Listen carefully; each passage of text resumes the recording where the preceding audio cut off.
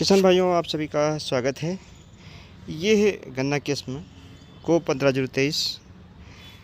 ऐसे गन्ना किसान जो गन्ना उगाने के काफ़ी इच्छुक हैं और अच्छी क्वालिटी का गन्ना उत्पादन करना चाहते हैं। ये किस्म इस प्रकार की है कि अगर इसकी देखभाल की जाए और समय से बुआई की जाए तो इस किस्म में गन्ने के उत्पादन की बहुत ज़्यादा क्षमता है। जितनी अभी तक गन्ना किस्में विकसित हैं 238 को छोड़ करके सबसे ज़्यादा ये गन्ने का उत्पादन दे सकती है। लेकिन इसमें शुरुआत से लेकर और आखिरी तक ध्यान रखना पड़ेगा कुछ बातों का, जो हम आज यहाँ पर बताएंगे। इस वैरायटी की ख़ास बात यह है कि सबसे कम समय में ग्रोथ करती है और सबसे ज़्यादा चीनी की रिकवरी होती है। चाहे इससे आप जैगरी बनाएं या खांड बनाएं या प्योर क्रिस्टल वाइट शुगर बनाएं, क्वालिटी सबकी बेहतर होती है।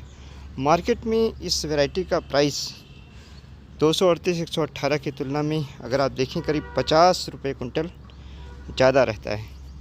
किसान भाइयों से मेरा अनुरोध है कि ज़्यादा ना लगाएं, लेकिन कुछ क्षेत्र में इस वैरायटी को ज़रूर लगाएं, 4 लाइन 5 लाइन, और देखें कि इसकी जो गन्ने की उत्पादकता है वो अन्य किस्में, चाहे कोलक 16-202 हो, चाहे अभी विकसित की हुई 18-231 है, या पुरानी वैरायटी 14-201, 13-235, उनकी तुलना में इस वैरायटी की ग्रोथ बहुत अच्छी हो सकती है। कुछ अपभ्रंश इस वैरायटी को लेकर के थे। कई चीनी मिल समूहों ने ये बात फैलाई कि इसको विलम्ब से लगाना ज़्यादा अच्छा है, लेकिन विलम्ब से अगर इस वैरायटी को आप लगाते हैं तो अर्ली मैच्योरिटी की, एक्स्ट्रा अर्ली मैच्योरिटी की वैरायटी है। ग्रोथ प्रॉपर नहीं हो पाती है, जिससे इसकी उपज बहुत अच्छी नहीं मिलती है। किसान भाइयों, इस वैरायटी में रूट जोन बहुत अच्छा आपको रखना है। उसके लिए ज़रूरी है कि पोटास ज़मीन में डालें, माइकोराइजा ज़रूर डालें, क्योंकि माइकोराइजा एंडोफाइटिक फंगस है और ये एक तरीके से सेल, जो रूट्स की सेल हैं उसके अंदर जा कर के उसको प्रोटेक्ट भी करता है, दूसरे फंगस उसमें नहीं लगने देता है।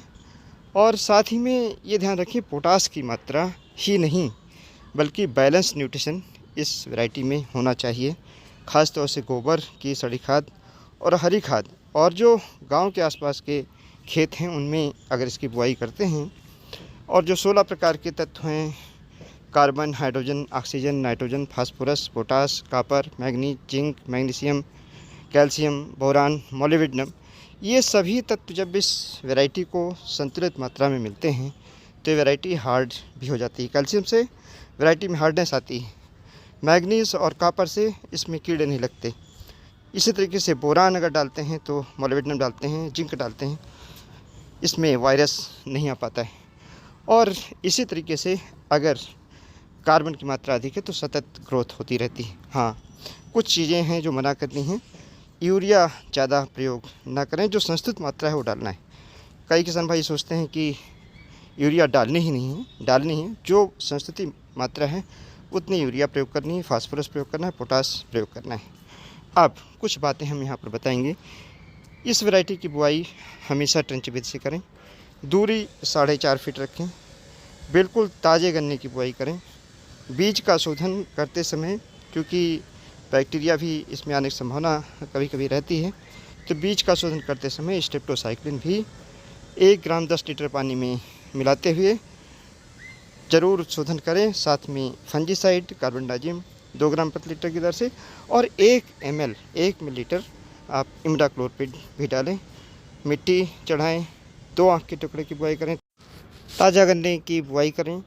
और हमेशा ये ध्यान रखें कि इस वैरायटी में स्टेम बोरर और रूट बोरर आने की संभावना रहती है। सिस्टमेटिक इंसेक्टिसाइड इमिडाक्लोरपिड 2 मिलीलीटर प्रति लीटर की दर से बुआई के समय बीज का शोधन कर दें और बाद में ड्रेंचिंग कर दें करीब 30 से 35 दिन के बाद, और बारिश से पहले ट्राइकोडर्मा ज़रूर डालें।